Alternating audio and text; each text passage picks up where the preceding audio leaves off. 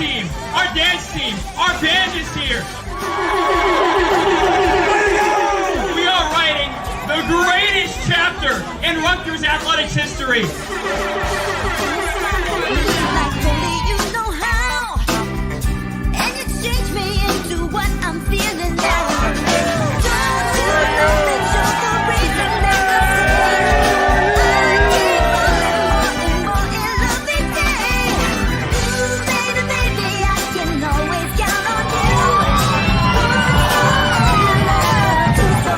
Start with, I want to thank our fans. There's a great atmosphere out there. I want to thank our students. They were early. They packed that student section. That was awesome. It means a lot to us. We want our players to feel that big-time feel, and we want what's best for them. We also want what's best for our fans. You can make the experience, the game day experience, so special for them and their families. My hat's off to everyone who made that possible.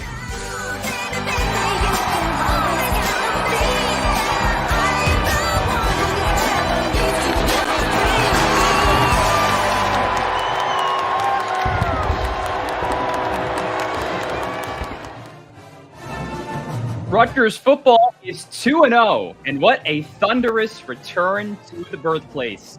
What's up, Rutgers Nation? Welcome to Week 3 of Chop Weekly, live on YouTube, Facebook, and Twitter. We're just moments away from hearing from the head coach of Rutgers football, Greg Schiano. Rutgers is coming off a large win over Wagner at SHI Stadium, and now the Scarlet Knights are getting ready to take on Temple down in Philadelphia. I'm Dom Savino, filling in for Chris Carlin today. And let's bring in the Rutgers legend, the man, Eric LeGrand.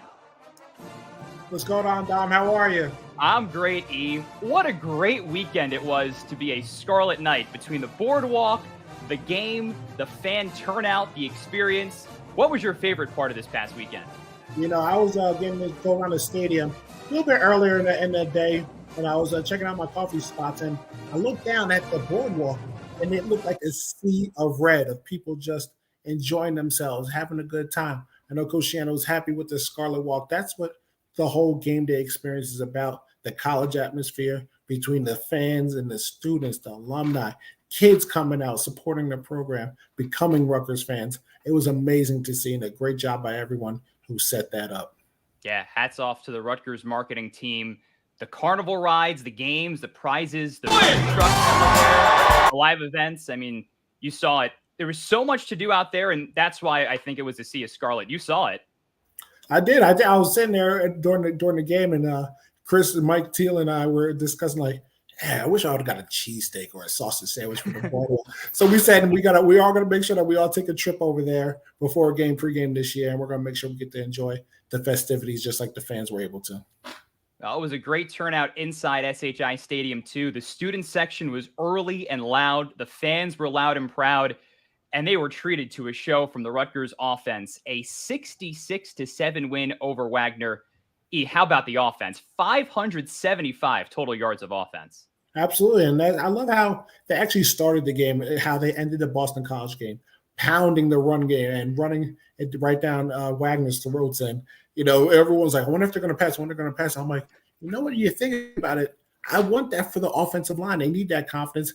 Just building off of what you did in that last game, keeping that momentum going. And then, as you mentioned, the passing and all the total yards, it was just insane. Everybody was throwing touchdowns. Johnny Layton got a touchdown pass out there. Gavin Wimsatt, and getting to see a lot of those young guys get into the end zone as Rashad Rochelle and Sam Brown, the young freshman who's going to be the future of this program.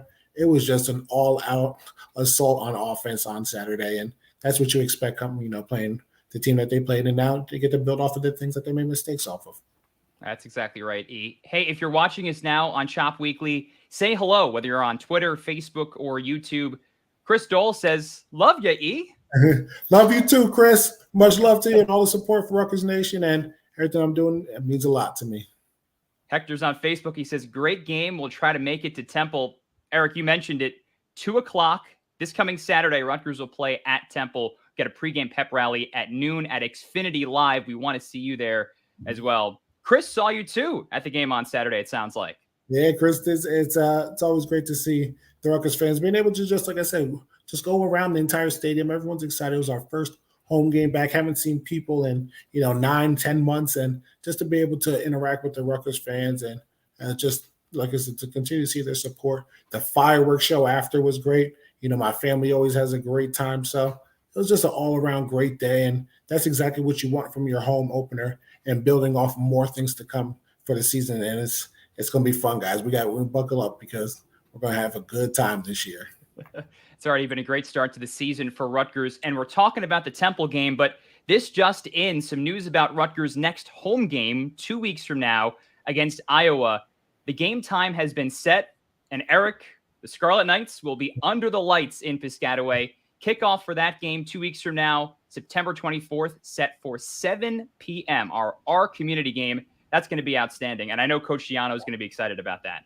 Oh, I can't. Under the lights is nothing like it. It's just that extra atmosphere build up when you get to play under the lights, and the fans are excited. You get to see everyone's tailgating all day long, getting ready for the game. And then when you come out that tunnel and you see everyone screaming and yelling, got the pennies flying in the air, it's an overall just amazing feeling. And I'm glad that these young guys are getting to experience that because they're earning it. They got to obviously handle this week first versus Temple, as Coach will tell you in this press conference. Got to chop Temple this week, but it's going to be setting up for a great atmosphere at SHI Stadium on Saturday, September 24th, and I cannot wait for that. But like I said, we got to handle business this week first. Yeah, that's right. The Rutgers Boardwalk, by the way, will open at 3 o'clock for that Iowa game. But as you see, we're getting ready to hear from Coach Greg Schiano in just a couple of moments. I do want to touch once or twice on some of the keys from the Wagner game. The offense was great, but I know you're a defense guy. 8 tackles for loss once again, and the rushing defense now ranks second in the nation after 2 weeks. It's fun. The Russian defense, the violence that the defensive line is playing with is absolutely amazing. The linebackers, too, which everyone thought would be a little bit of a question mark coming into the season, knowing that they lost so much production from the year before. Tyreen Powell and Deion Jennings are out there balling out and running fits. And like you said, 8 TFLs.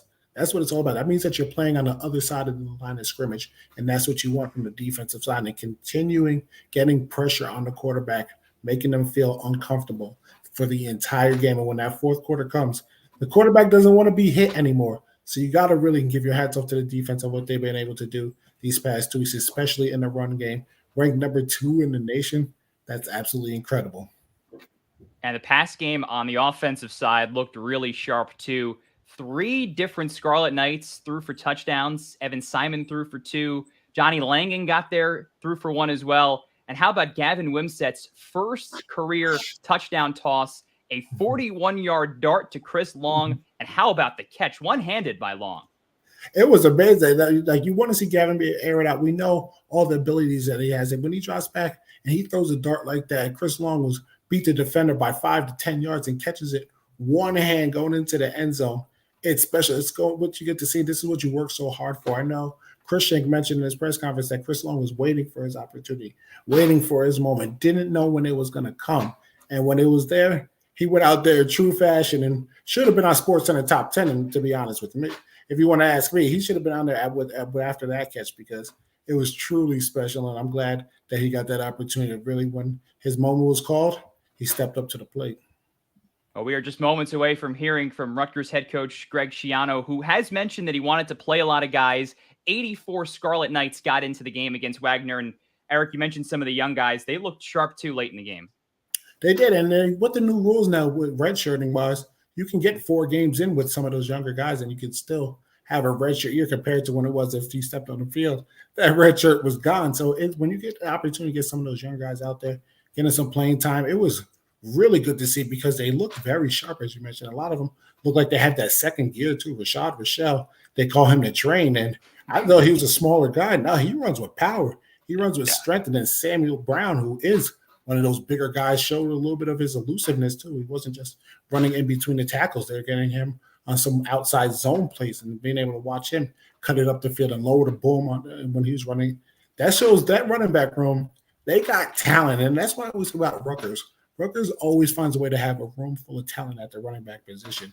And I feel like anybody can carry it a little bit. Knowing that you have those young guys there, it's great. It's a great problem to have on seeing who's going to get the ball. So Rutgers football is 2-0. It was a great return to the birthplace. The offense, 66 points. The defense now is top 10 in the nation. And we are just a couple of seconds away from hearing from Rutgers football head coach Greg Schiano as he looks forward now to the game against Temple. Again, that is this coming Saturday down in Philadelphia against another old Big East foe. Rutgers will take on the Owls, who are 1-1 to start the season. And we're going to have a pregame pep rally down there at Xfinity Live, right outside Lincoln Financial Field. So we hope to see you down there. Make the trip down to the city of brotherly love. We're going to have our Spirit Squad, our marching band is going to be down there. It's going to be a fun atmosphere down in Philly, I think, Eric.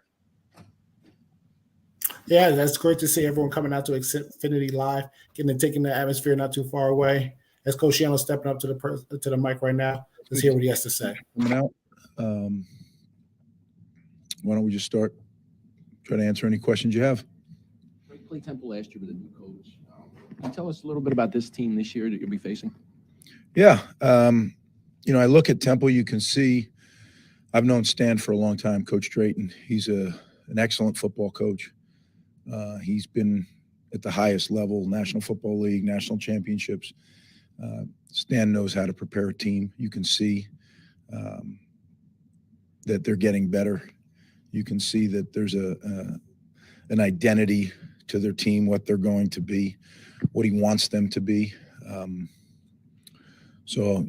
I know, as always, a lot of guys on that Temple team that would have liked to come to Rutgers, right? So when you play a team that has a chip on their shoulder, it's a challenge. So when you go back and watch that game last year, you say, well, the score was what it was. I mean, that score was not indicative of what that game was. That score was based on takeaways.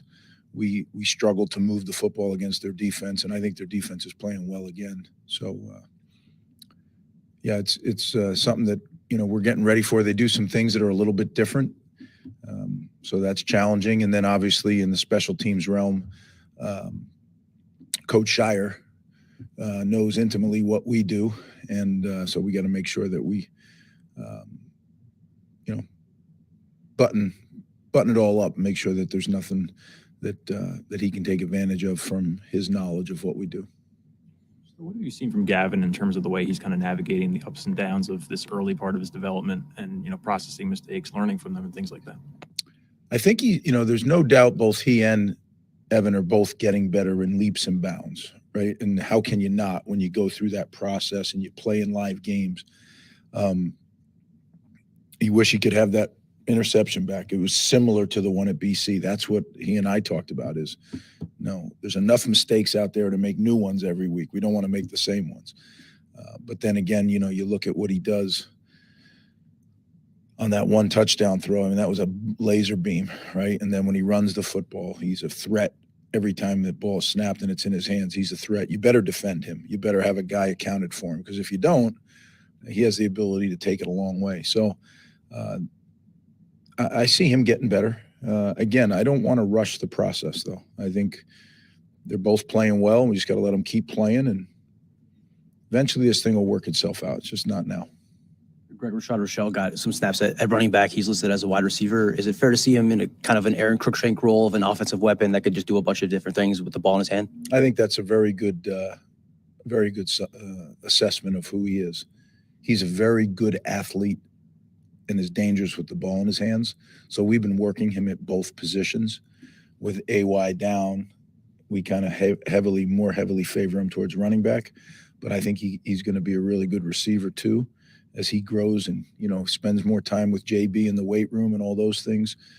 He's already changed his body a little bit, but I can see this guy being just a little muscle man, out there. It can really run. And that's going to be the key, because he's going to get hit, right? And so we're working to get that done. Understand you don't want to dive too much into Noah's injury, but is there a game or at least a timeline for when you would be expecting him to get back on the practice field or game situation? No, not really. He is progressing. So he's doing more things this week than he did last week. I think it's all going to be, okay, so how does this go this week? If this goes well, then he keeps progressing onward. It's too early still to tell, can he play this week? I don't know. It's all going to depend on how, Tuesday and Wednesday, how fast he progresses. But, we're just playing it by ear. but I don't have like a landmark, this game is when I expect them. No. Greg, you started the same 5 offensive linemen again this past week. Is it safe to say that those guys are your top 5? And then kind of piggybacking off of that a little bit, we also saw quite a bit of a youth movement. So this past weekend, how is the unit as a whole developing? Well, I think when you talk about 5, you got to include Mike Schifani in there. So make it 6. Okay, we have 6 in our opinion as a staff. We have 6 starting linemen. We just, could it be the other way around? Sure, it could. It's just it's very close. But they all play a great deal inside. We have a kind of a 3-man rotation going there. So I like that. I'd like to see where we get a rotation going at tackle. We're not quite there yet. I think C.J. Hansen's coming on. I think Kamar Missouri's coming on. So if those guys keep coming, now we can get into a little more rotation at the tackle spot too. But that's kind of just like at quarterback, at tackle, at guard. I'd like to do it some at center. I'd like to keep playing more and more people. Just philosophically, I think that's what college football is becoming. You have to make sure that everybody gets to play. I think they prepare better that way. So we're going to make every attempt to do that, but not at the cost of winning a game. So that's going to be always the ultimate, level. I know you're focused on Temple now, but to look a little bit ahead, the Big Ten just announced the Iowa game. Big Ten opener is going to be a night game. It's going to be your first night game here with fans in the stands since you came back. What do you anticipate that, and what is your kind of general thoughts on night games here at home? I think your first part was exactly where I am totally focused on one thing, and that's a 2:00 kick at Lincoln Financial Field. God willing, I'm still around. Then we'll talk about that next week. But I am really excited about 2:00 in Lincoln Financial Field, though. I've already heard, and I don't know how accurate it is, but I've heard there's 14 to 20 buses full of Rutgers students going down. And I know our fans, after watching that BC turnout, the way our fans showed up at Boston, I really anticipate we're going to have a heck of a Rutgers turnout down at the Lincoln Financial Field. Great stadium, great venue. I hear there's pep rallies and everything else. I love it. Let's paint that place scarlet. Now, are they scarlet? No, they're cherry, right? Yeah, so let's paint it scarlet. Yep. Can you talk about the rotation at cornerback? How happy are you play with those guys who are going in and out? You said cornerback, right? Yeah. I really think that we have some good corners on our team. Certainly Robert's playing at a very high level. I think Max is capable of playing even better than he is. He's playing well. I think Max can play. There's another level for Max. I expect to see that this weekend. And then Braz, I think, is really playing at a high level as well. Kess Abraham's playing at a high level. There's a guy in the wings who's waiting, Carnell Davis, who I think is going to be a really good corner as well. So, we have some young guys that we're developing, but we have these 4 guys that are playing right now, and I think doing a good job. So we'll keep rotating. Again, to the whole philosophy of let's keep playing a lot of people. As long as you have guys that can win the game, make sure they're all in there. What stood out about Al Shadee through these first couple games? Well, I think the same thing you see, I see, right? When he touches the ball, we all kind of hold our breath. He's got a different gear than, people we've had around here. I mean, Al Shadee is legitimately fast. But so is Rochelle. I mean, who asked about Rashad? Yeah, I mean, he's got another gear too. One thing that I am excited about is our team speed is markedly getting better each year. And, I just believe speed, I don't like to say speed kills. I think that's corny, but I think speed is hugely effective in the game of football when you have fast people. They cover up mistakes well. They allow you to take advantage of things well. So we'll continue to hunt that at every position. Okay. Just quick, any injury updates on Aaron or Matt Alamo? Aaron and Matt are getting better. Don't know if they'll be available Saturday. That's still we're waiting to see. Those are 2, key guys for us that we were counting on to play a lot of football. So I hope we get them back, but never at the cost of their well-being. So, that's on the doctors and the trainers and the medical staff. Just to piggyback on that, what does the running back depth chart kind of look like when Aaron does get back? I don't know. Right. I mean, it's definitely a work in progress right now. right now you can legitimately say there's 2, maybe 3 guys getting touches, right? Sam, I think, showed what he can do. We've seen that in camp and in practice, but now you guys got to see a little bit of it. So yeah, it's a good running back room. That's what I like, and we just got to make sure that we play to each guy's strengths. And you can do that if you're organized. You can make sure you have the right guys in to do the right things for their strengths. And as they kind of improve their weaknesses, then they can do it. They can do it all. But I think it's important that Coach Orrick's doing a great job with the running backs. He really is. He's got them all playing at a high level of understanding, especially for young kids. I mean, with the exception of Kyle, he's not exactly an old guy, but he's played some football around here. The rest of them are young pups, and they're doing a good job. They're executing their assignments for the most part. So that's a positive. See you down in Philly, guys. Or I'll see you before that, but let's get as many people down there as we can. Thanks. All right. Great to hear from the Rutgers football head coach, Greg Schiano. And Eric, you heard him say, paint it scarlet down there at Lincoln Financial Field. I've got a feeling that will be the case. Absolutely. As he mentioned, a lot of fans went up to Boston College, which is a lot further away than Philly is. So I'm expecting to see a lot of Scarlet Knights fans taking over Lincoln Financial. As he mentioned, 14 busloads of students going.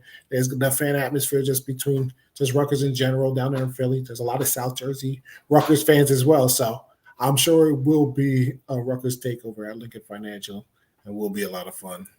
Yeah, that's confirmed. 14 buses of Rutgers Nation are going to be headed down there to Philly, so that's going to be great.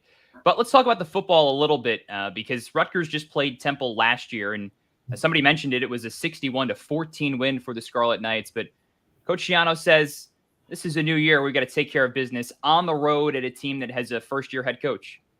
Yeah, he said that that they didn't run the ball really well the way that he wanted to last year. And the defense had a lot of turnovers, which was set them up in great position. So I think we will see them running a lot and trying to, impose their will up front and showing that they can move bodies and be able to create those lanes for the running backs to use. As he mentioned, he has an array of running backs that he can throw out there and see where their strengths are and work on their weaknesses. But you can tell he really, really wants to dominate that line of scrimmage, which is honestly the key to almost every game that you play, dominating up front. So we'll see a lot of those running backs getting some burn this Saturday. Yeah, Kyle Manungai, of course, you got to mention him. Al-Shadi Salam, who Coach Schiano said is fast, not just fast. Sam Brown, the freshman. Rutgers, we mentioned the run defense has been great. The rushing offense is also top 10 in the country. What have you seen from those guys? I've seen a lot. It's a mixture, as he said. Kyle Manungai, he's a guy that he's small, but when he runs, he's like a bowling ball, and he always falls forward. I think I saw him go backwards one time last week when the safety got under him a little bit. He got pushed back, but usually Kyle Manungai is your bulldozer. If you need that tough 2-3 yards on the third down, he's going to find a way to get that first down. And then Al-Shadi Salam, I'll tell you what, he's got that wiggle, that burst, and you never know what hit because, like you said, you hold your breath when he gets the ball. He can make you miss on the drop of a dime, and then he's got that burst to go. He mentioned Rashad Rochelle mixing him in at running back a little bit and also receiver, but he has another gear to him, which I saw one of his jet sweeps when he hit around the edge. I was like, ooh, it's a freshman right there with a little burst like that. And I can't wait to see the development of a Sam Brown, who's the bigger type of back, who's going to be that bulldozing, but also can make you miss and running people over and finding ways to also show his versatility when he runs on the outside the tackle. So, like I said, there's an array of running backs in that room, and that's why they do so much up front. But those big guys, they're going to have to be taken out to dinner because what they're doing is truly a huge improvement from what we've seen on the Rutgers offensive line. Yeah, Ireland Brown, the returner at center, a bunch of transfers, a couple of freshmen, and offensive line has played well. Eric, let's just a status report of where Rutgers football is at after 2 weeks. The offense, the run game is top 10 in the country, 66 points, the most ever under Greg Schiano last Saturday in the win over Wagner. The run defense is number 2 in the nation. Rutgers football is 2-0, and now they're going on the road to Temple this week, Saturday at 2 o'clock. We're going to have that pregame pep rally for you at noon down in Philly at Xfinity Live outside Lincoln Financial Field. We'll hope to see you there as Rutgers football tries to go 3-0. And Eric, I think it's going to be another good week to be a Scarlet Knight. It is, and also you got to mention that Coach Schiano is on the precipice of breaking Frank Burns' winning record at Rutgers and becoming an all-time leading winner for coaching. Excited for it to be down there in Philly. It's going to be a great time, a great atmosphere, and Yeah, we're looking forward to it. Like Eric said, if with a win, Coach Schiano would be the winningest coach ever in Rutgers football history. So we've got a time for the next home game, 7 o'clock, the game against Iowa in 2 weeks. We'll have the Rutgers Boardwalk open at 3 p.m. that day. It's our community game, so we'll see Special Olympic athletes, our first responders, youth band, and cheer team members. But between now and then, Rutgers football on the road in Philly, looking to paint it scarlet. You gonna wear your scarlet, Eric? I think you will. of course I'll be wearing. I got my black Rutgers basketball. I'll be dressed in scarlet. Don't you worry. That sounds good. We look forward to seeing Rutgers Nation down there at Xfinity Live at noon for our pregame pep rally, and kickoff will be set for 2 o'clock. That'll do it for week 3 of Chop Weekly. For Eric LeGrand, I'm Dom Savino. Thanks for joining us here on Chop Weekly.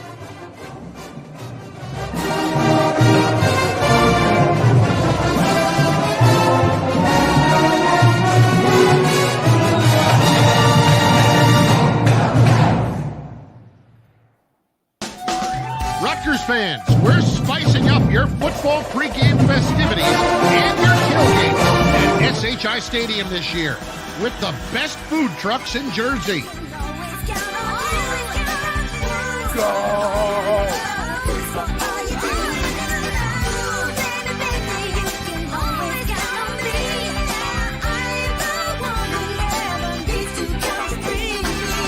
Join us at the Rutgers Boardwalk. How you doing? We are so excited to be back at the birthplace. We've got our cheer team, our dance team, our band is here. We are writing the greatest chapter in Rutgers athletics history.